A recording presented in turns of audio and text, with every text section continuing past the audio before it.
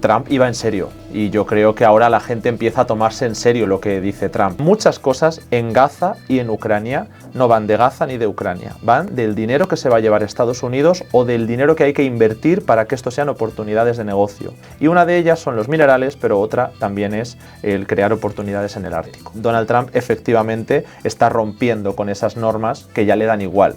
¿Pero por qué le da igual hacer todo esto? Porque puede. Y si está apuntando sobre Groenlandia es porque sabe que nadie le va a parar los pies. Y si la OTAN se rompe por la consecuencia de que tome Groenlandia, pues incluso te dirá pues 2 por 1. La Unión Europea a nivel centralizado, menos. Ursula von der Leyen ni está ni se la espera. Está diciendo cosas, pero es que la respuesta europea normalmente suele ser gritar.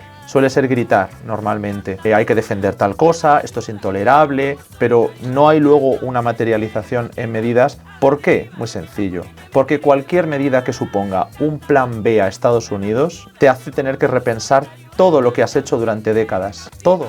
Hola amigos y amigas del Salto, bienvenidos, bienvenidas a esta nueva entrevista de Río Arriba. Habíamos dejado ya atrás esta segunda temporada de entrevistas sobre geopolítica, pero es que el 2026 no nos ha dado tregua. Llevamos 2 semanitas y ya hemos visto cómo Estados Unidos ha hecho una intervención en un país y ha secuestrado a su presidente, amenaza a un país que pertenece a la OTAN, como el caso de Groenlandia, y además estamos viendo cómo está azuzando también las protestas y el conflicto que está habiendo en Irán. Parece que la nueva administración Trump no va a parar este 2026 y nos prepara un montón de sorpresas, mucho más de las que pudimos ver el año pasado. Por eso hemos decidido volver con esta segunda temporada y volver a continuar con las entrevistas de Río Arriba, con las entrevistas sobre geopolítica que habíamos hecho en este segundo semestre del 2025. Para hablar de este temazo, para hablar de Venezuela, para hablar de Trump, para hablar de Irán, hoy hacemos un crossover con otro medio, un medio amigo que nos gusta mucho, son con los compañeros y amigos de Descifrando la Guerra. Hoy vamos a tener a Alejandro López Canorea, que él es antropólogo, él es analista político, colaborador con muchísimos medios de televisión, radio y de prensa escrita. Lo podéis haber visto seguramente en la televisión estos últimos días hablando sobre Venezuela o sobre Irán. Además, Alejandro es autor de varios libros sobre geopolíticas y conflictos bélicos en todo el mundo, como el último, La Guerra del Estrecho, escenarios de un conflicto entre España y Marruecos, que ha publicado con Catarata en octubre de 2025, hace poquito. Antes de pasar a la entrevista con Alejandro, recordaros que todo esto no es gratis, que nos ayudáis mucho si os suscribís al Salto, y si no podéis suscribiros, pues recordar que también podéis darle al me gusta ahí en YouTube, que el algoritmo de YouTube no nos quiere mucho. Nos podéis dejar un comentario, aunque sea solo por engañar al algoritmo. Si estáis escuchando esto en iVoox o en alguna de las plataformas de podcast, pues seguirnos en los canales y podéis comentarlo y podéis enviarle esta entrevista a vuestros amigos y a vuestros familiares. Nada, sin más, os dejo con Alejandro, el director de Descifrando la Guerra, para esta entrevista en la que vamos a tocar un montón de claves de geopolítica. Yo creo que os va a gustar.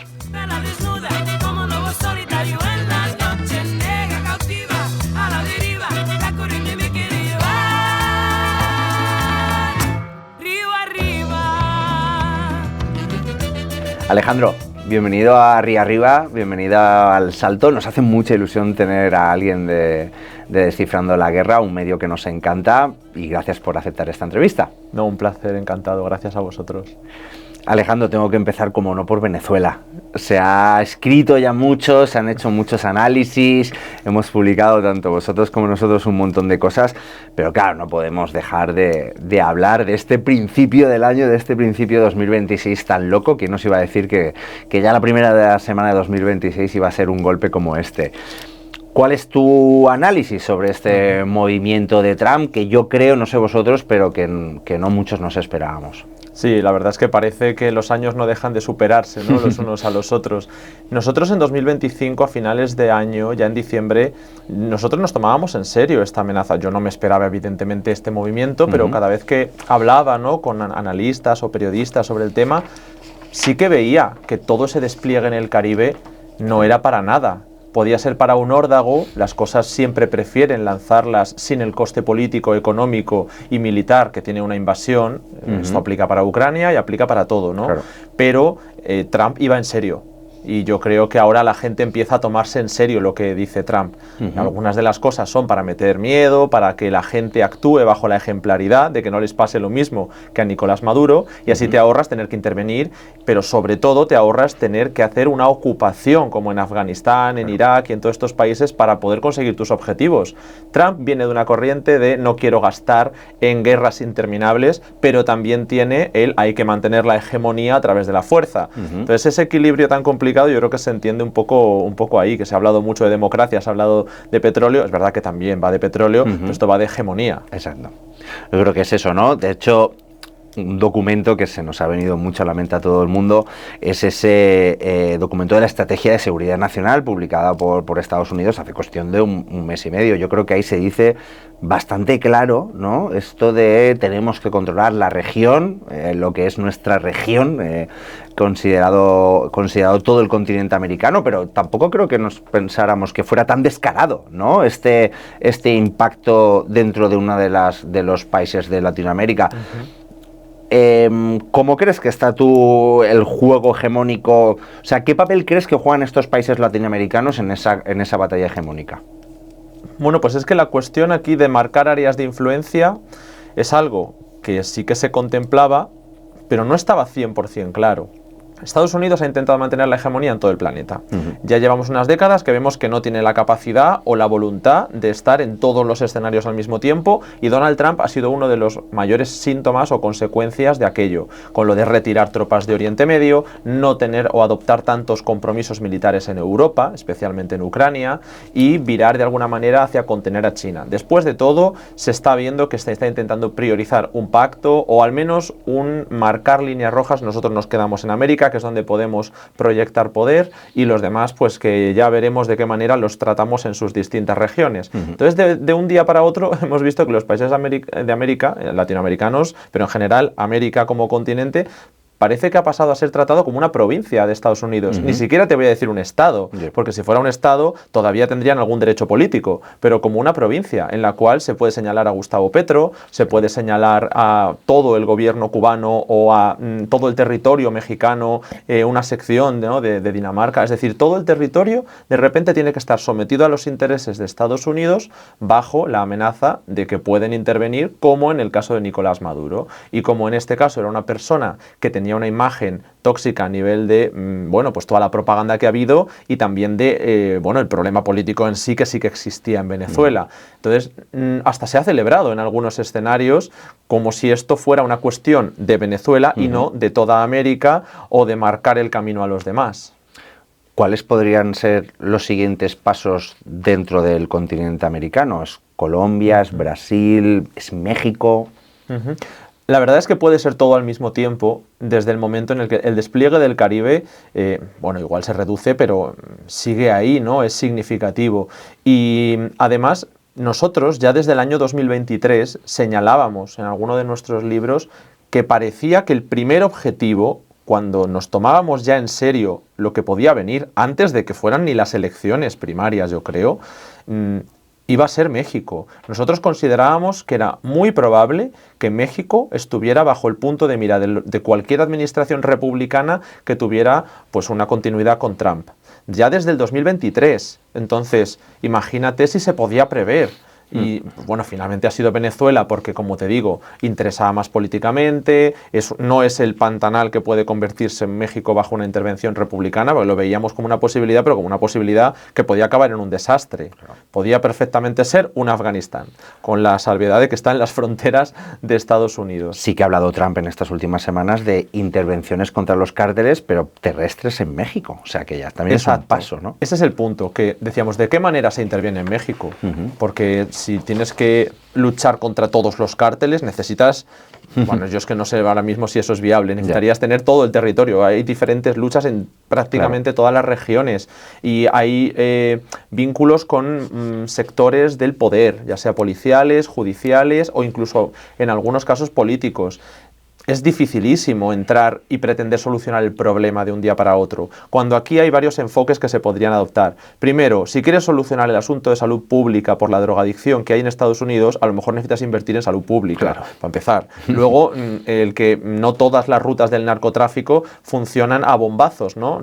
Si de verdad quieres atajar el problema de los precursores, del fentanilo, por ejemplo, se puede señalar a otros países, no solamente China, y negociar como se está haciendo.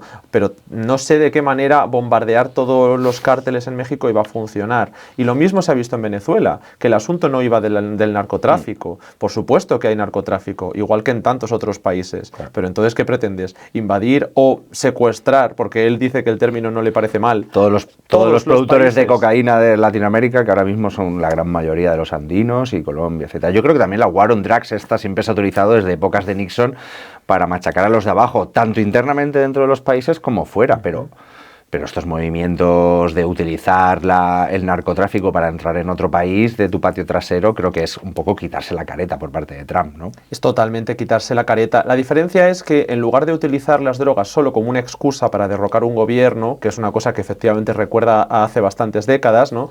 Te inventabas algún pretexto, intervenías y situabas a alguien que fuera partidario de tus intereses. Ahora lo que se ha dado es un marco general. No es por intervenir Venezuela solo. Esto es más como la guerra contra el terror de Bush. Es decir, hay una amenaza general, yo la declaro y me arrogo un derecho a intervenir en cualquier punto del planeta donde considere que hay un riesgo para mi seguridad nacional. Y eso es lo que hizo Bush. No se hizo solamente en Afganistán, se hizo por todo el planeta. En Asia, en África, en donde correspondiera. Y ahora mismo lo estamos viendo en América. Se ha marcado esa línea roja y el pretexto de las drogas me va a valer para lo que quiera. Porque efectivamente hay problemas de drogas en muchos países, pero no solamente esos, ¿no? Y tampoco sé si se solucionan interviniendo así. Claro. Luego avanzaremos con el tema de seguridad nacional, que yo creo que es como el punto principal en el tema Groenlandia, pero antes de irnos de Latinoamérica,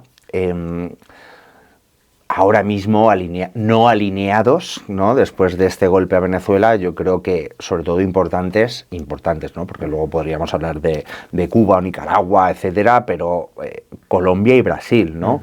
¿Tú qué crees que puede ocurrir ahora por parte de los gobiernos de Lula y Petro? Y también quiero meter el factor que lo hemos ido como rodeando, pero hemos hablado de las relaciones con China, ¿no? O sea, porque al final todo esto, el propio documento de seguridad nacional dice hay que sacar a otros actores, creo que utiliza, ¿no? Otras potencias, ¿no? Hay que sacar otras potencias de nuestra área de influencia o algo así, creo que dice, sí. Que básicamente es vamos a expulsar a China de Latinoamérica y tal, ¿no? ¿Cómo crees que puede funcionar ahora o qué puede ocurrir en las próximas semanas, meses con Colombia, Brasil, China, Estados Unidos? Sí, o sea, he mencionado el caso de México, pero es que la lista se ha ampliado sola enormemente y, claro, los intereses están en todos ellos.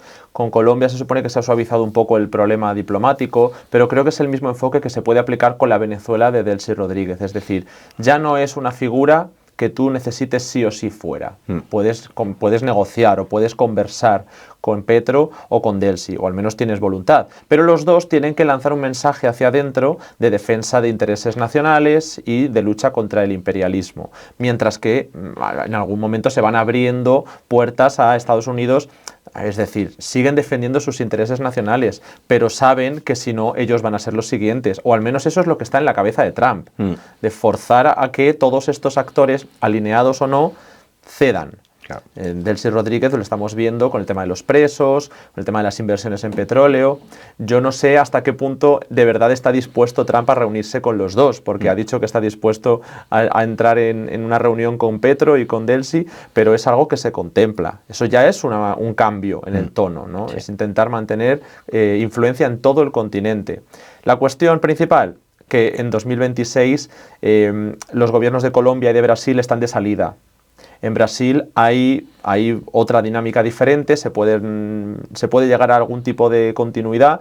En Colombia es complicado porque además no está la reelección y Petro. Vamos a ver porque el gobierno de Gustavo Petro, que yo no digo que no se pueda mantener una línea continuista en Colombia, ha sido una anomalía histórica en Colombia. El primer gobierno de izquierda de su historia. Entonces, Donald Trump ya lleva experiencia señalando candidatos, que las injerencias no son solo en un caso como el de Venezuela, donde pues no ha podido interferir en elecciones, claro, porque además no le ha tocado a él, pero en el resto de países sí que se ha posicionado con los candidatos que le ha interesado. Lo hemos visto desde El Salvador hasta Argentina y lo hemos visto recientemente con Honduras, que ha sido muy evidente cuando ha dicho incluso a quién había que votar y que si no votaban a esa persona, Honduras iba a tener grandes problemas. También el caso de Chile. O sea, es algo generalizado. Yo creo que en Colombia, tal y como es la correlación de fuerzas, va a tener muchísimo interés en que vuelva el uribismo o al menos la derecha. Si por esa vía consigue ir mejorando sus intereses, no creo que necesite secuestrar a Gustavo Petro, ni entrar en una guerra, ni mucho menos en una invasión con ocupación como algunos temían en Colombia. ¿Y qué crees que puede hacer el papel de las inversiones chinas? Sobre todo, por ejemplo, en un caso como Brasil, que no deja de pertenecer a los BRICS, ¿no? Que está en un club con China, que se supone que intentan hacer una especie de contrahegemonía o andar hacia un mundo bipolar. ¿Cuál va a ser el papel de China? O sea, ¿China se va a quedar y decir, bueno, venga, pues ese es tu patio y no te lo toco? ¿O lo voy a luchar a base de ofrecerles mejores inversiones? ¿Qué crees que puede ocurrir? Es que China está negociando con Estados Unidos y eso es algo que al principio del mandato de Trump no se veía tan claro. Cuando le han plantado todas las líneas rojas y países como India, Japón, China han contestado a Trump, han decidido marcar sus propias prioridades, negociar y llegar a algún punto, donde China, por cierto, le está saliendo bastante bien la negociación con Donald Trump, a nivel de ciertos controles de empresas estadounidenses, de recursos chinos que puedan llegar a Occidente. Tiene una mano con la que negociar muy fuerte. Y entre ellos, pues Donald Trump yo creo que idealmente busca una especie de conferencia de Yalta en la que se señalen las áreas de influencia. No creo que le vaya a salir muy bien en ese aspecto porque China no es una potencia regional, ya tiene un peso global.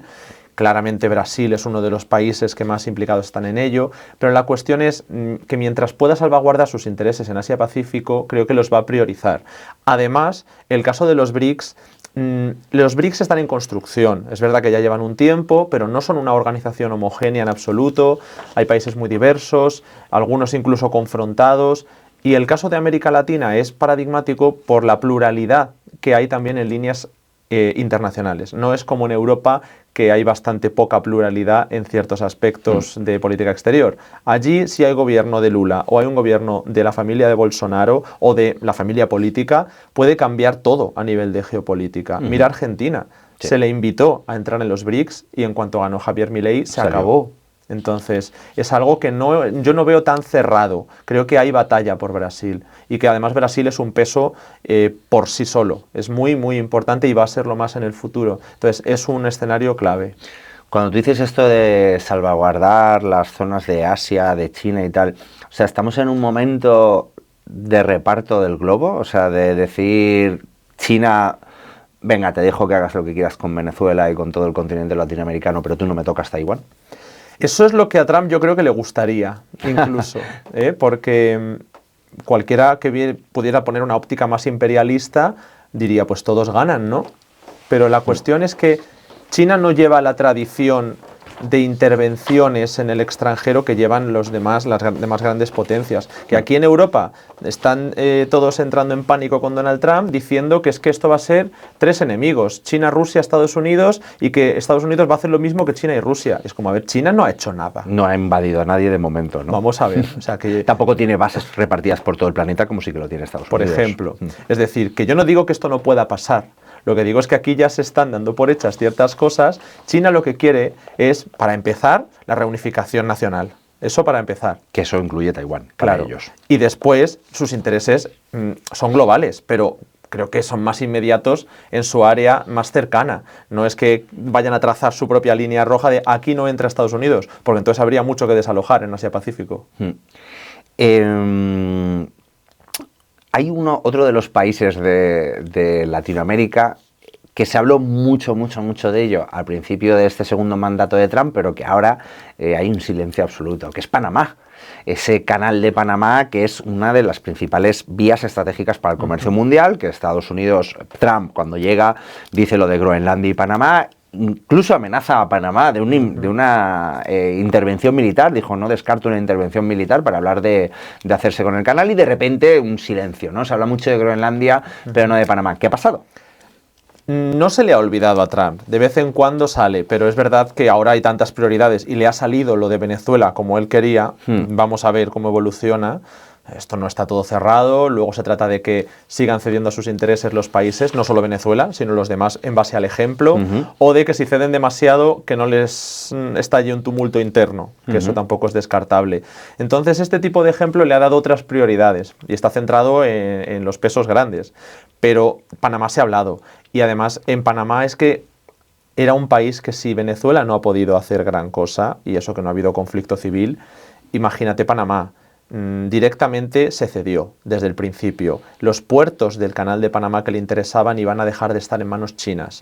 Finalmente no acabó saliendo la operación adelante y creo que los chinos mantienen intereses importantes en algunos puertos que deseaba Estados Unidos, pero Panamá inicialmente decidió dar todas las concesiones que Estados Unidos exigió, porque no solamente es realista una intervención, sino que también puede ser una invasión o incluso una ocupación, porque tal y como es el territorio de pequeño y tal y como ha sido su experiencia histórica, yo no descartaría que decidieran tener una ocupación. Claro, no encaja con lo que Donald Trump promociona de los recursos son para los estadounidenses, no vamos a llevar tantos tropas, dinero, ¿no?, a otros países. Pero es que Panamá es tan pequeño que podría ser hasta algo quirúrgico. Entras, cambias el gobierno, firmas lo que sea y te marchas. Yo no sé lo que va a pasar, pero que eso sigue en la mesa, sigue.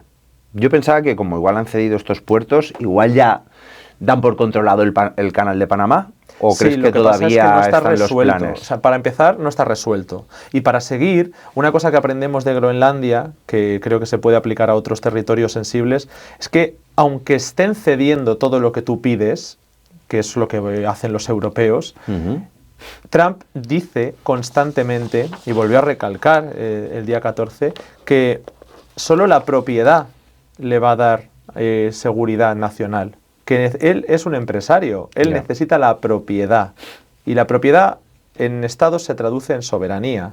Entonces yo no sé hasta qué punto puede exigir la soberanía de México, de Colombia, de Venezuela, no. Pero Panamá tiene otra forma de entenderse a nivel histórico. Lo construyeron los estadounidenses, ¿no? El canal, ¿no? Entonces igual él cree que es suyo, ¿no? Él cree que se le regaló de mala manera a Panamá. No sé si ha dicho que por $1 o no sé lo que ha dicho. Y que por lo tanto se debería devolverlo, ¿no? Y que debería devolverlo, efectivamente. El otro, no sé si llamarlo pequeño conflicto, yo creo que sería más un movimiento ya sí que político, histórico, porque a Trump yo creo que le gusta también lo de acabar en los libros de historia, es Cuba, ¿no?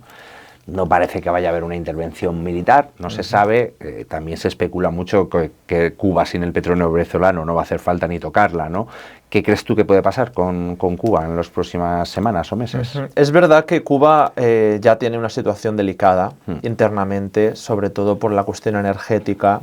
Si se le suma, bueno, ya lo vimos en el periodo especial, ¿no? Cae la Unión Soviética, ahora se ha perdido el apoyo. No sé si va a ser muy explícito de Venezuela, porque se le ha exigido al gobierno de Delcy Rodríguez que corte con China, con Rusia, con Irán y con Cuba. Esto después de decir a China que, bueno, que no se preocupen, que aquí no se va a cortar el flujo de nada. No es que dependan de ello como Cuba, pero bueno, es significativo. Se intenta dar tranquilidad de que no pasa nada por asentar su poder, pero la realidad es que sus intereses van por otro lado, y especialmente los de Marco Rubio, el secretario de Estado, que es una de las personas que más empujan hacia el intervencionismo en Estados Unidos. Hay una jaula de grillos en la Casa Blanca, yo siempre lo he dicho, y algunos de ellos eran mucho más aislacionistas, otros eran más partidarios de priorizar algunos escenarios y otros son más intervencionistas, no siempre tan clásicos, pero Marco Rubio era un poco así. Ahora había tirado hacia la línea que Donald Trump marcaba de renegar de todo este pasado súper intervencionista, pero América Latina es otro cantar, y más cuando él además tiene una animadversión muy fuerte a nivel ideológico con Cuba, Venezuela y Nicaragua, ¿no? Sobre todo con Cuba y con Venezuela. Entonces yo no considero que vayan a lanzar una operación de ocupación, o una invasión de largo recorrido como lo que se planteó en Venezuela, por el mismo motivo, porque en Venezuela había una movilización popular que Nicolás Maduro se encargó de tener atadas las fuerzas armadas, las de seguridad y la movilización popular, y esto en Cuba podría pasar también. Sería probablemente un desastre para Estados Unidos. Entonces la mejor fórmula es que caiga por su propio peso. Y para eso es importante el petróleo venezolano, pero también el mexicano. Justo leía hace unos días que México ha mandado un cargamento de petróleo en estos días. O sea, que parece que el gobierno mexicano, Sheinbaum, sigue manteniendo como vamos a ayudarles a Cuba. Entonces, es que todo esto se está hablando, porque Trump ya dijo, bueno, esto se tiene que negociar. Va a haber que negociar un tratado de América del Norte con México este año.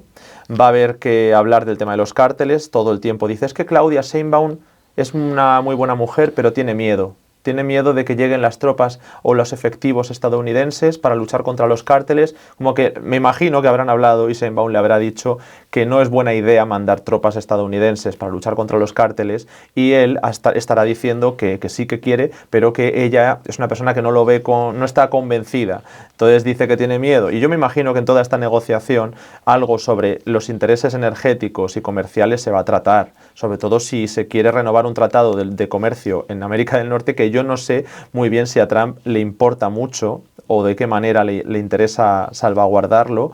Y en eso pues se ha dicho, bueno, el petróleo a Cuba igual hay que revisarlo. Y luego se ha dicho, bueno, a lo mejor se puede mantener. Entonces estamos en una línea en la que todo está todavía en el aire, pero México va a tener su momento. Me ha parecido como muy curioso, yo no lo tenía tanto en mi cabeza, esta doble vertiente de la jaula de grillos dentro de la administración Trump, ¿no? Has dicho aislacionistas y más intervencionistas, sí, ¿no? Sí, hay de todo.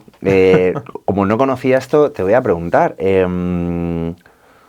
¿qué diferencia, digamos, hay y por qué crees que se está pasando de una a otra? Madre mía, esto nos da para un programa. Bueno, vamos pues a ver si ratito. soy capaz de... normalmente se ha señalado más halcones intervencionistas del derecho a proteger, de llevar la democracia por el mundo, el liberal intervencionismo, eran algunas líneas que tradicionalmente han estado en el Partido Demócrata y en el Partido Republicano. Por eso en la última elección, la de 2024, cuando Trump vino a señalar que todo había que cambiarlo, nos encontramos con lo que llamamos una Big Tent en el Partido Demócrata. Esto significa que en la candidatura de Kamala Harris entraba todo el mundo. Entraba desde Bernie Sanders hasta George Bush. Todos esos apoyos recibió. Y fue así. Recibió un apoyo generalizado. Era otra vez el Partido Demócrata Republicano, ¿no? Como hace tanto. Y mientras tanto Trump no solo le ganó, sino que arrasó solo con el movimiento trumpista, que ahora también tiene sus propias grietas. Sí. Porque en su momento era como venimos a romper todo, y trajo a los perfiles que no solamente dudaban de las intervenciones, sino también de los instrumentos de hegemonía estadounidenses, incluyendo el dólar, que este tipo de cosas seguro que las conoces hasta tú mejor que yo, pero los instrumentos de control que Estados Unidos ha tenido sobre las deudas, sobre las transacciones financieras. Había perfiles que estaban dispuestos a romper con todo eso porque veían que ha beneficiado mucho a Estados Unidos, pero que en estos momentos era una carga. Y aquí entraban líneas defendidas sobre todo por Elon Musk, estaba entre estos perfiles, J.D. Vance, el vicepresidente, que es uno de los poquitos que ha quedado con mucho poder dentro de los que no quieren priorizar intervenciones. Si hay alguien en la Casa Blanca que propone una intervención y otro que la desrecomienda, sin yo saber quién es, probablemente apostaría a que son Marco Rubio el primero y J.D. Vance el segundo. Y no lo sé, porque cada caso hay que estudiarlo. También estaban ahí Tucker Carlson, estaba su hijo Donald Trump Jr., donde ha estado viendo a ver que no se cuelen intervencionistas en la administración. Llegó hasta intentar señalar quién podía ser secretario de Estado, de Defensa y quién no. O sea, fue bastante fuerte durante el primer mes de la administración de Donald Trump. Vamos con ese otro gran tema. Nada más intervenir Venezuela, dijo Trump, en 20 días vamos a hablar de Groenlandia, y en realidad no hemos dejado de hablar de Groenlandia en estos 20 días, ¿no? Ha sido al revés. ¿Cuál es el valor estratégico? También se ha escrito mucho sobre esto, pero para explicar a la gente que esté viendo esta entrevista, ¿cuál es el valor estratégico y por qué es tan importante ahora mismo Groenlandia para Estados Unidos? A ver, más allá de lo sencillo que yo te diría, bueno, es que es la puerta del Ártico, ¿vale? Es una respuesta sencilla. Y por lo tanto tiene un valor estratégico y posicional muy claro. Pero es que además es otra vez marcar la hegemonía del continente. Es una política expansionista, es una política en la que el derecho internacional y las normas del mundo, que por cierto no se han aplicado nunca, se han retorcido siempre para, en el que pueda, que en este caso era Occidente, las utilizara arbitrariamente a su conveniencia, es decir, estaban ahí, eran muy importantes, defendían los intereses europeos y estadounidenses, y ahora que ya se apunta contra los europeos, decimos que están en riesgo, ¿no? Que hay un riesgo de acabar con las democracias en el mundo, porque Donald Trump efectivamente está rompiendo con esas normas que ya le dan igual. ¿Pero por qué le da igual hacer todo esto? Porque puede. Y si está apuntando sobre Groenlandia es porque sabe que nadie le va a parar los pies. Y si la OTAN se rompe por la consecuencia de que tome Groenlandia, pues incluso te dirá, pues 2 por 1, ¿sabes? Que tampoco te digo yo que lo tengamos muy claro. Él dice que él es el que ha salvado la OTAN, que gracias a él Rusia y China no intervienen y que si él no estuviera, la OTAN no serviría para nada, ¿no? Esa era una de las que tenía guardas para luego, pero te lo digo ya, ¿se va a romper la OTAN? ¿La OTAN sirve para algo? A ver, todas las instituciones u organizaciones supraestatales sirven, igual que el derecho internacional, en tanto en cuanto los estados se comprometan a respetar sus compromisos. No hay una policía mundial. Claro. Entonces, es como el derecho. Bueno, no hay policía mundial, pero a algunos países se les ponen sanciones económicas y pero porque y ahí embargos, quien actuaba de policía mundial era Estados Unidos y Occidente. Pero entonces, por eso te digo que a nosotros se nos aplican otros estándares y que nosotros mismos hemos decidido sancionar a algunos porque no son democracias liberales y venderle millones a otro que tampoco es una democracia liberal. Es decir, esas normas están ahí para justificar cuando nos hacen falta. Eso para empezar. Pero en este caso es que ya no hay ningún tipo de careta, ¿no? Ya estamos viendo, ¿funciona la OTAN? ¿Funcionaría la OTAN?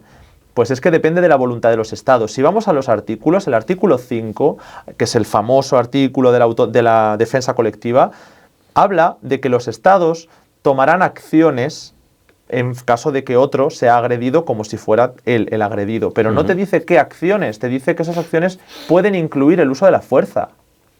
Entonces ya de partida, incluso aunque la OTAN funcione, no funciona para lo que está pensada. Después, que si es Estados Unidos el que agrede, ya no hay más que hablar. Se tendría que organizar algo aparte de la OTAN. La Unión Europea tampoco va a cubrir esos vacíos, porque Groenlandia no forma parte de la Unión Europea.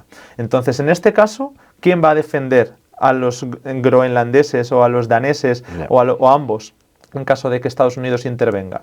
Por ahora, Dinamarca, Noruega y algunos países más han dicho que sí que sería el final de la OTAN si hay un ataque, lo cual a mí me hace pensar, ¿de verdad es necesario que haya un ataque para que dudes de la OTAN? Porque si consigue Estados Unidos Groenlandia por la vía pacífica, te ha arrebatado un territorio que es estratégico, pero como no ha habido un ataque, que menos que si hay un ataque, dudes de quién te ha atacado, ¿no? Claro, además si hay si lo hagan como sea, vía pacífica, pero lo hacen, digamos, ocupándolo, por de alguna forma decirlo, es una violación de lo que es la OTAN en sí. No hace falta pegar un petardazo, ¿no? Entiendo, para que los daneses o para que los habitantes de Groenlandia se sientan como atacados y se rompa ese consenso de la OTAN, ¿no?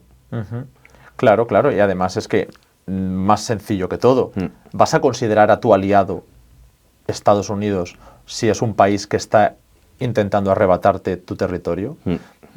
Pero ya no solo con la mentalidad que puedas decir, no, es que en Groenlandia consideran que Dinamarca es el imperialista. Y es verdad, en las campañas electorales en Groenlandia siempre sale Dinamarca a relucir. Pero es que los groenlandeses, aunque quieran la independencia, que la quieren, no quieren irse con Estados Unidos. Claro. Por lo tanto, me da igual si es arrebatarles su territorio a los daneses o a los groenlandeses. Ahora luego te voy a preguntar, porque ya ha salido la Unión Europea y esto de si Estados Unidos es un aliado o no para estos países, pero quería quedarme un poco todavía en Groenlandia. Se habla de esto, de las nuevas rutas marinas, ¿no? La entrada al Antártico, has dicho, ¿no? Al Ártico, perdón. La entrada al Ártico. Justamente también oía a uno de los políticos que posiblemente más asco me den del mundo, que es Mark Rutte, es el holandés, ahora presidente o director de la OTAN. ¿En la OTAN qué se dice? Secretario general. Secretario general, perdón, no he acertado ni una de otra. El secretario general de la OTAN, que ha venido a decir que sí, que la OTAN va a mandar efectivos, pero para protegerlo de Rusia y China. Sí, o sea, lo que viene a decir es, Estados Unidos, no tienes que invadirlo porque nosotros vamos a hacer tu trabajo protegiéndolo del otro. Veo que se vuelve a entrar en este lenguaje belicista, imperialista, cuando, como tú has dicho antes, China no ha hecho nada de esto toda ahora. O sea, China quiere abrir las rutas comerciales porque se ahorra un montón de tiempo y de dinero a la hora de comerciar y quiere comerciar por ahí arriba. Pero no, China no creo que haya hecho ningún movimiento para quedarse Groenlandia y no creo que Rusia tenga las fuerzas y las ganas ahora mismo de intentarlo. O sea, que todo parece como una excusa con el trasfondo bélico para quedárselo, ¿no? Y encima la OTAN, con Mark Rutte al frente, cede a ello, ¿no? A ver, porque se dice que es una amenaza de Rusia y de China. Ni Rusia ni China han hecho movimientos militares ni pretenden, pero la amenaza a la que se refieren no es solo militar. Es que no haya nada de influencia de potencias ajenas a Occidente, o concretamente a Estados Unidos. Por eso se señala a China como una amenaza, no porque vaya a invadir Groenlandia, sino porque no se quiere que tenga acceso a recursos, a rutas comerciales, a distintos intereses que puedan ser mejor que tenga Estados Unidos. Esa es la amenaza a la que se refieren. Efectivamente, China no ha hecho tal cosa, pero sí que puede suponer un reto económico en el mundo. Claro, lo de Rusia ya es tremendo porque es que se supone que estamos vendiéndole a la gente que no pueden ni tomar Donetsk y que por tanto no tienen la capacidad para ganar ni en Ucrania como para pensar que vayan a invadir toda Europa o Groenlandia, ¿no? Pero más allá de eso está el asunto de que, pues sí, efectivamente Estados Unidos quiere controlar las rutas del Ártico y de hecho hasta quiere cooperar con Rusia y con, no sé si con China querrá en este asunto, pero para el tema de la explotación del Ártico. No sé si una especie de reparto, pero ya en la cumbre de Arabia Saudí, una de las primeras en las que se reunieron las delegaciones de Estados Unidos y Rusia, después de que llegara Trump, antes del encuentro de Alaska y todo eso, ya se habló de que querían abrir una asociación geoeconómica con Rusia y hablar de explotaciones en el Ártico, porque Rusia es un peso en el Ártico y Estados Unidos busca serlo, con esto de que Canadá también es su estado 51, Groenlandia también. Creo que ahora también se ha bromeado de que Islandia debería ser el 52. Este tipo de cosas, ya no sé si sabes si es broma o qué es lo que pasa, pero hay un problema para esa asociación con Rusia y es Ucrania. Y mientras esté Ucrania ahí, no tiene fácil Trump poder explotar libremente el Ártico. Si tú miras los artículos, que para eso estamos nosotros, ¿no? Para que la gente no se tenga que leer 300 artículos de los borradores de paz, muchas cosas en Gaza y en Ucrania no van de Gaza ni de Ucrania, van del dinero que se va a llevar Estados Unidos o del dinero que hay que invertir para que esto sean oportunidades de negocio. Y una de ellas son los minerales, pero otra también es el crear oportunidades en el Ártico. ¿Por rutas comerciales o por lo que extraen de ello? ¿O las dos cosas? Las dos cosas, no se especifica, pero es una asociación geoeconómica con Rusia. No le hace, como buen empresario, no le hace ascos a nada el señor Trump, ¿eh? No, tiene que ir negociando. Se lleva tajada y además si su familia está implicada mejor, pero bueno, no solamente es por eso. Ya. Es como, yo lo veo como una especie de comisionista, ¿no? Él dice, cuanto más gana Estados Unidos, más derecho tengo yo a llevarme mi parte, ¿no? O sea, como lo defiende desde ese punto de vista. ¿Qué papel tiene la Unión Europea? Si tiene algún papel. Pues es una cosa, claro, es que lo has dicho antes y se me ha pasado, pero me parece muy interesante cómo las capitales europeas, algunas, bueno, suele ser París siempre, intenta marcar firmeza, porque París siempre ha tenido voluntad de llevar una línea propia. Otra cosa es que luego le salga bien, que yo creo que no le ha salido muy bien, pero en general intenta marcar líneas rojas. El resto de capitales depende del día y depende de con quién. En este caso se empezó diciendo de mandar efectivos, por ejemplo, a Groenlandia, y se ha acabado cambiando un poco el tono, diciendo, en lugar de mandar tropas para señalarle a Trump que aquí no puede entrar. Claro, es que eso te la estás jugando a ir a un conflicto armado con Estados Unidos o a que se te ponga otra vez tonto con cuestiones comerciales, armamentísticas, energéticas, que ya te ha exigido que le cedas y que se le han cedido de buen grado. Entonces, ¿qué se hace? Se van a mandar tropas, pero para decirle, como señalabas, que es para proteger sus intereses frente a China y Rusia. Esa es la reacción de los países europeos. Es decir, en vez de ver el peligro, me alineo con él, en cierto modo, ¿no? Es como comprar el discurso de Trump. No, de verdad, entendemos tus preocupaciones de seguridad. Vamos a hacer todo lo posible para defenderos. Pero que Trump, aun con esas, además de que no le gustan los líderes débiles, que lo dice siempre, dice, es que yo necesito la propiedad, porque es lo que me va a dar garantías de seguridad nacional.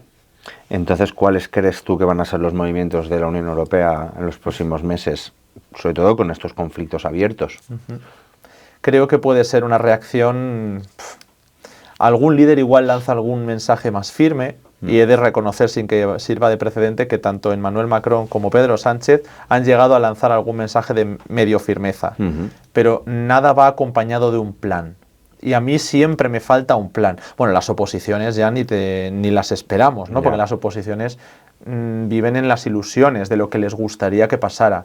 En todos los países que he visto pocos planes, pocas propuestas y pocas ideas. La Unión Europea a nivel centralizado, menos. Ursula von der Leyen ni está ni se le espera, está diciendo cosas, pero es que la respuesta europea normalmente suele ser gritar. Suele ser gritar, normalmente.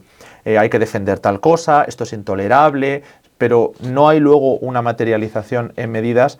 ¿Por qué? Muy sencillo. Porque cualquier medida que suponga un plan B a Estados Unidos te hace tener que repensar todo lo que has hecho durante décadas. Todo. Y entonces reconocer tus fallos anteriores, ¿no? Y eso se nos da muy mal. Es muy difícil ahora mismo crear un consenso para crear otra cosa que no sea la asociación con Estados Unidos, y aun consiguiendo tal consenso es realmente frustrante para las élites asumir que ya no viven en los años 90, que es algo que ya les ha hecho pues trizas en el tema de Ucrania, porque ahí sí que se han podido hacer cosas. Se han lanzado 19 paquetes de sanciones y lo que se podría seguir haciendo. Por ejemplo, con Israel no se ha hecho, pero había quien decía que a lo mejor habría que hacerlo. Bueno, ya es algo. Pero con Estados Unidos ni se ha dicho ni se ha hecho. ¿Qué se va a hacer? ¿No crees tú, no sé, creo que no, pero ¿no crees que Europa se puede cansar en algún momento y empezar a mirar a Asia, empezar a mirar a China, aunque sea comercialmente, ¿no? No digo que sea que nos metamos en los BRICS, ¿no? Pero igual empezar a darte cuenta que, además vuelvo a algo que has comentado tú antes, de que Estados Unidos ya no es un socio fiable, o por lo menos no demuestra ser un socio fiable, cuando China además está demostrando como cierta solidez. ¿Crees que podría haber este cambio, o crees que igual va esto que tú dices de que sería como reconocer que todas las últimas décadas lo has estado haciendo mal? A ver, las dos cosas. Yo no veo a nadie en Europa ahora mismo con ganas de un plan B. Hay algunos países que sí que tenían diversificadas sus relaciones exteriores. Eso te da menos solidez con ese socio, pero te da margen de maniobra. ¿Como quiénes? Hungría, ¿no? Hungría tiene muy buenas relaciones con China, con Rusia, con la Unión Europea no tantas, pero forma parte, y con la OTAN, y más aún con Trump. Serbia también tiene esas relaciones. España, de alguna manera, ha destacado dentro de lo que son las capitales occidentales por abrirse a China, pero aún así España es de los países que más se ha volcado en la OTAN. Entonces, en ese caso, ni dentro ni fuera de la Unión Europea, que estoy poniendo varios ejemplos, veo yo que se quiera replicar ese modelo. Todo lo contrario. A España se le está criticando que esté abriéndose a China, y es muy difícil cambiar, como decía, todo lo que se ha hecho durante décadas. Pero es que aún así también hay que quitarse la mentalidad de que sea cambiar a Estados Unidos por otro. Es decir, China no está llevando a cabo esas intervenciones flagrantes que Estados Unidos ha hecho durante décadas, pero los europeos sí lo han hecho. Y China no está ahí para proteger a los europeos. China tiene sus intereses. Tendrá sus intereses en mantener una relación con nosotros todo lo amplia que se pueda, si nosotros queremos. Pero China no va a liderar una OTAN en la que estemos nosotros con ellos. Está defendiendo algunos aspectos del multilateralismo porque ahora le interesa. Pero ellos al principio ni estaban en la Organización Mundial del Comercio, ¿no? Y esto que has comentado de las oposiciones, ¿no? Por poner un poquito el foco, pienso en oposición española, ¿no? Pero que también está extendida en toda la Unión Europea, la extrema derecha. Hay una mezcla, ¿no?, entre extrema derecha trumpista y una extrema derecha demasiado soberanista para ser trumpista. Alucinante que las quejas, digamos, más firmes de toda la Unión Europea hayan sido contra el ataque a Venezuela, fueran de Le Pen, ¿no?, de Marine Le Pen, ¿no? O sea, que hay extremas derechas que tienen lo del soberanismo muy metido en sus genes, y hay otros que miran mucho a Trump, lamebotas, como Vox aquí en España, ¿no? Yo creo que la Unión Europea está dando un giro cada vez más hacia la extrema derecha en gobiernos muy importantes centroeuropeos y en el propio Parlamento Europeo. ¿Cómo puede afectar este viraje cada vez más a la extrema derecha en esos nuevos escenarios bipolares? Bueno, es que Vox directamente se ha declarado incompetente para este asunto. Ellos no consideran que tengan que tener una opinión sobre Groenlandia. Es como, no tenemos que opinar de todo. A ver, no te están pidiendo una opinión sobre un país remoto o qué te parece esto. No, esto es qué va a hacer el gobierno de España o qué harías tú si estuvieras en el gobierno, qué propones a la gente hacer con la OTAN, qué propones hacer con las relaciones exteriores, con la alianza con Estados Unidos. Esto para todos, me da igual para el gobierno, para la oposición, a las derechas o a las extremas derechas. Lo que se trata es de contarle a la gente qué es lo que se quiere hacer. Pero yo lo que he visto en 2025 es que están con la cabeza debajo de la tierra, ¿no?, como las avestruces, con la esperanza de que se fijen en otro objetivo los estadounidenses, que pase la tempestad, que ojalá llegue un demócrata y que el demócrata vuelva otra vez a intervenir por el mundo, pero de una manera democrática. Y así pues estemos todos contentos como en los años 90. Y eso me da igual si es un demócrata o es un republicano, se van a priorizar los intereses nacionales. Estamos en una órbita más multipolar que antes. Joe Biden ya promocionó que la industria europea se fuera a Estados Unidos para atajar la inflación. Es decir, que sí, que no es comparable con lo que hace Donald Trump, pero que los intereses nacionales son lo que va a primar y en Europa no se están priorizando los intereses de los españoles, de los franceses. ¿Cuáles son esos intereses? Eso es lo primero. ¿Los defiende Estados Unidos? Eso es lo segundo. Y si hay una agresión, ¿cómo se va a responder? Eso es lo que tienen que decir las derechas, izquierdas, me da igual.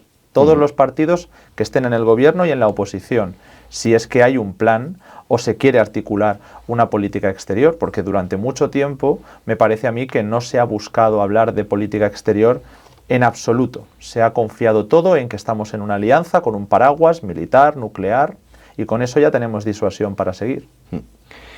Me queda así como, no sé en qué orden hacerlo, me queda el otro big player que no te he preguntado específicamente por China y me queda otra noticia de, digamos, actualidad, otro conflicto, que es el tema de Irán, ¿no?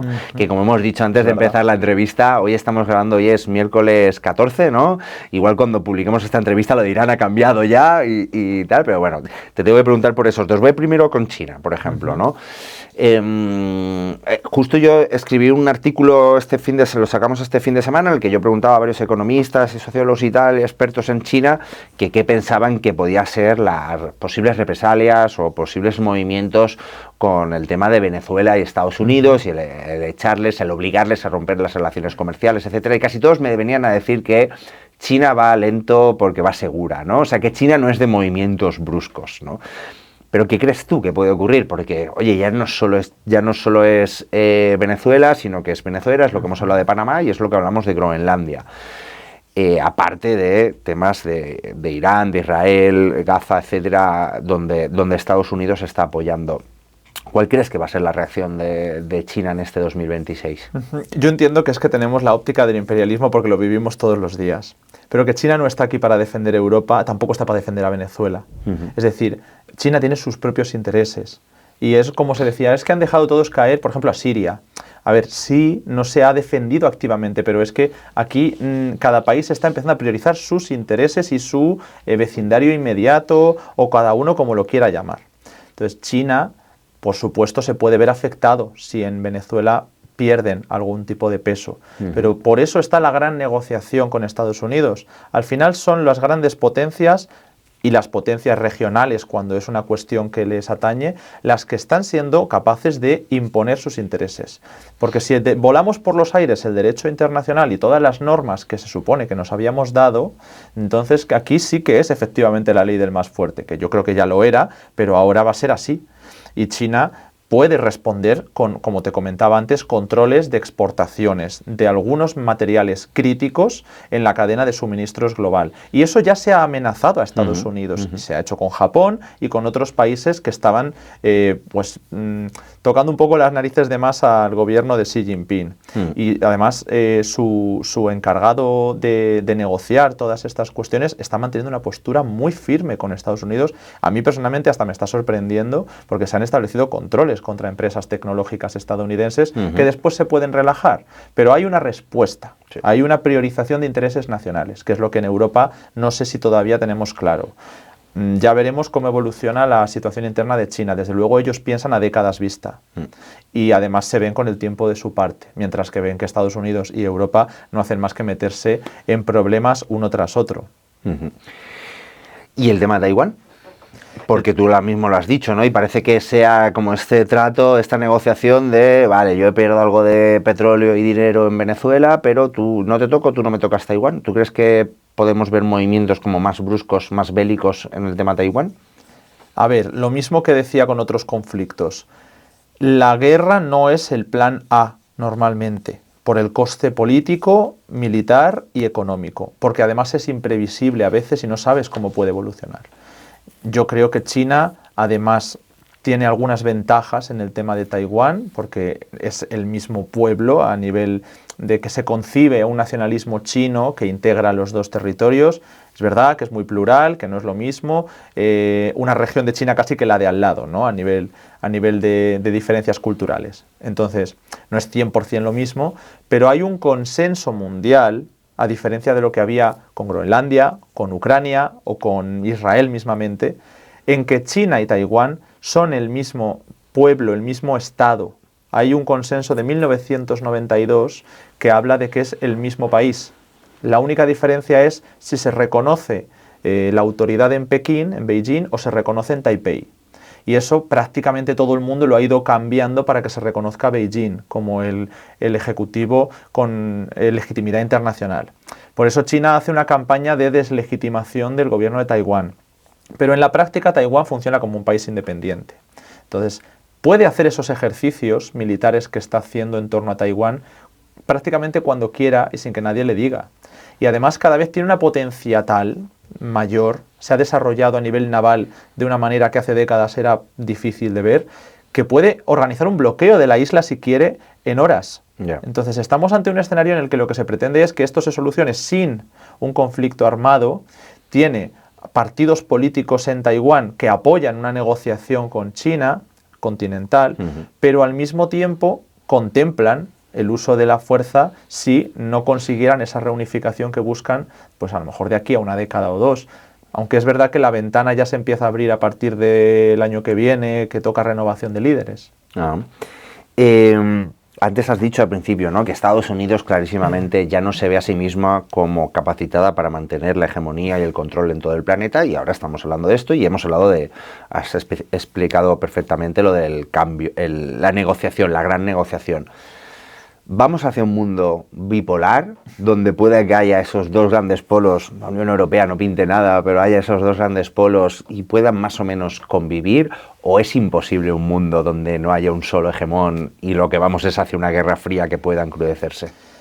Yo más que bipolar diría multipolar, porque aquí no va a haber solo dos pesos. Se habla mucho de las potencias regionales, también diría que Rusia, me da igual si la consideran regional o gran potencia, aunque sea solo por el armamento nuclear, yo creo que ya tiene un estatus. Entonces, cada uno de ellos prima sus intereses. Los intereses de China y de Rusia no han ido de la mano históricamente. Si están yendo de la mano ahora es porque la política de sanciones funciona de esta manera. Yo lo he podido hablar con un oficial de la Casa Blanca que le preguntaba, oye, ¿y este tipo de sanciones sois conscientes de que no están funcionando, ¿no? ¿Sois conscientes de que estáis sancionando a un país para que la gente vea que está perjudicada su situación económica y tumbe su gobierno? En Bielorrusia, en Venezuela, en Irán, y lo que estáis consiguiendo es que este país se enroque más y se marche con los países a los que quieres alejarle, ¿no? De los que quieres alejarle. Dicen, ya, claro, sí, o sea, tienes toda la razón. El motivo por el que se aplica esta política, en lugar de invadirlo, como hacíamos antiguamente, es porque ya no podemos hacer eso. No podemos estar invadiendo todos los países. No podemos invadir Rusia, por ejemplo. No. Entonces, ¿esta política de sanciones tiene un efecto disuasor? Sí, pero un país como Rusia, que decide tomar una decisión histórica como es invadir Ucrania, no creo que se vaya a echar atrás por la política de sanciones. Esto se puede aplicar en cuanto a los intereses de cada país hacia adentro. Por mucho que presiones, ellos van a priorizar sus intereses nacionales. Y China y Rusia Creo que no han ido de la mano, como te decía antes, pero van a seguir esa línea, cada uno con lo suyo. Y lo mismo potencias regionales. Se puede hablar de los otros aspectos nucleares, India, Pakistán, de los países de Oriente Medio, tanto Israel como Irán, como Arabia Saudí. Veremos a ver qué pasa con Irán, Emiratos Árabes. Incluso hay potencias regionales en África y en América Latina, que parece que muchas veces no existen, pero nosotros por lo menos siempre hablamos de ellos y que tienen peso en las decisiones que toman. ¿Quiénes serían los grandes jugadores en África? En África, dependiendo de la región y dependiendo de los conflictos, hay países como Ruanda, Uganda, Nigeria, Sudáfrica, Argelia, Marruecos, Egipto, que tienen un peso significativo, ¿no? Etiopía, cada uno a lo suyo. Pero hay algunos que están en todas las salsas, ¿no? Por ejemplo, Ruanda, que siempre intenta se le dice a veces como Israel, pero bueno, es otro debate. El caso es que todos estos pesos van a marcar tendencias en sus regiones o en el mundo. No vamos a ir hacia dos bloques por el momento, vamos a ver cómo evoluciona todo, y aunque haya asociaciones entre varios de ellos, en un conflicto pueden llevarse bien dos países y confluir sus intereses y en otro no. Y esto ya está pasando en Oriente Medio y en África. Bueno, y los BRICS, en cierto modo, no deja de ser también un club de países no alineados con la OTAN, ¿no? Podría ser un... Bueno, me has dicho que no ya, pero insisto, ¿no? ¿Podría ser en vez de un Estados Unidos-China un OTAN-BRICS? O sea, los BRICS sí que están concebidos como una alternativa, pero ni tienen estructura de alianza, ni pretenden tenerla. Ni se llevan muy bien entre ellos. No todos, efectivamente. Yeah. Y pueden cooperar en muchos aspectos, sobre todo de crear una contrahegemonía, pero... Y, por supuesto, tiene mucho recorrido a nivel de asociación económica, pero es que no pretenden ser un equivalente a la OTAN. En ningún caso. Cada uno de ellos, en todo caso, tendría interés en desarrollar su alianza militar, y algunos ya lo están haciendo. Ya hay alianzas militares de varios países. Y vamos a por ese conflicto que también está tan ahora mismo en la actualidad, en Irán, ¿no? Estamos viendo también a Trump azuzando las protestas. ¿Qué está pasando en Irán? ¿Qué crees que puede pasar en las próximas semanas? Sí, las protestas en Irán no son algo nuevo. Las protestas en Irán son algo recurrente porque el país tiene un problema grave de confianza en las instituciones.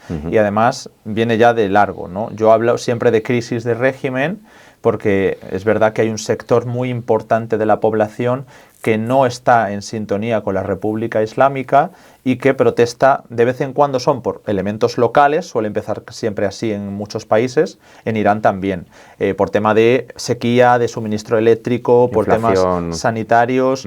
Ahora precisamente ha sido por una cuestión inflacionaria vinculada también al cambio de divisas y que ha estallado en mercados de ciudades intermedias. Y claro, esto enseguida prende y se capitaliza, y son movimientos que impugnan el sistema los que pues acaban haciéndolo más grande. Por supuesto que hay mucha gente y de muchos sectores divergentes que yo no sé si podrían ponerse de acuerdo en qué vendría después, que quieren un cambio de régimen, pero aquí hay un asunto siempre, y es que Israel y Estados Unidos tienen otros planes para Irán. Cuando atacaron en 2025, lo que consiguieron fue que la oposición dejara sus diferencias a un lado por un día y que condenaran a Israel, aunque algunos también quisieran el fin de la República Islámica y otros pues querrían continuar, pero con ciertos derechos para un grupo étnico, para las mujeres, para distintos sectores de la población, pero chocan con esa élite religiosa y con la estructura que hay en torno a la Guardia Revolucionaria, es decir, los principios rectores de la Revolución Islámica. Pues sí, hay diferencias de concepto sobre qué hacer con el país, pero yo no veo de qué manera eso se solucionaría con una intervención y con un cambio de régimen. Es también difícil ver por dónde va a ir el país. Probablemente sea la inestabilidad. ¿Y cuál papel tiene ahora mismo? ¿Por qué Trump tiene tanto interés? Trump ¿Es por hacer el favor a Israel? ¿Es por...? Trump realmente no quiere una guerra donde tenga que llevar tropas, eso lo hemos dicho muchas veces, y además en Irán sería un desastre, porque son millones y millones de personas las que viven en ese país, más de 80 o 90 millones creo que eran, ya no tengo ya la cifra, pero es un país que además del petróleo y además de la potencia regional que puede suponer el fin del eje de la resistencia que ya en la práctica está desarticulando Israel, lanzando guerras en Líbano, ataques contra Yemen, contra Irak, etcétera. Eso se acentuaría con un cambio de régimen, pero casualmente siempre promocionan al heredero del Shah, ¿no? De este monarca de Persia que no tiene ese apoyo real en el terreno. Entonces esto es como llevar a María Corina Machado al Palacio de Miraflores. ¿Cómo lo haces si no intervienes? Yeah. Porque esa persona, el hijo del Shah, no va a tener el camino de rosas para llegar al poder. Entonces, sí, claramente a Estados Unidos lo que le interesa es acabar con un rival sistémico de Israel, igual que ha hecho con otros, y, bueno, pues eliminar un rival para la hegemonía de Israel en Oriente Medio. Pues Alejandro López Canorea, antropólogo, analista de política internacional y director de Descifrando la Guerra, muchísimas gracias, ha sido un placer tenerte aquí. Bueno, nos ha dado tiempo a hablar de todo, Hemos hecho un buen repaso en esta casi horita, 55 minutos de charla. Ha sido un placer, de verdad. Vuelvo a decir que desde aquí del Salto nos encanta Descifrando la Guerra, recomendárselo a toda la gente que os siga. Y nada, podemos hacer esto cada unos cuantos meses, porque como está tan movidito 2026, seguro que podemos volver a charlar. Para mí ha sido un placer, de verdad. Muchas gracias. Muchas gracias, Alejandro. Pues nada, amigos y amigas, hasta aquí ha llegado nuestro último capítulo de Río Arriba. Recordar que todo esto no es gratis, que os podéis suscribir al Salto. Nos viene genial, y si no, ya sabéis que también podéis darle al me gusta, dejarnos un comentario ahí en YouTube, que sabéis que también nos viene muy bien, que el algoritmo de YouTube no nos quiere mucho. Nos dejáis un comentario, nos decís a quién os gustaría que entrevistemos en esta serie de entrevistas sobre geopolítica, qué os ha parecido la entrevista, cualquier tipo de comentario, darle al me gusta y todo eso. Ya lo sabéis, yo soy Yago López Farfar, responsable de economía. Un besito, chao.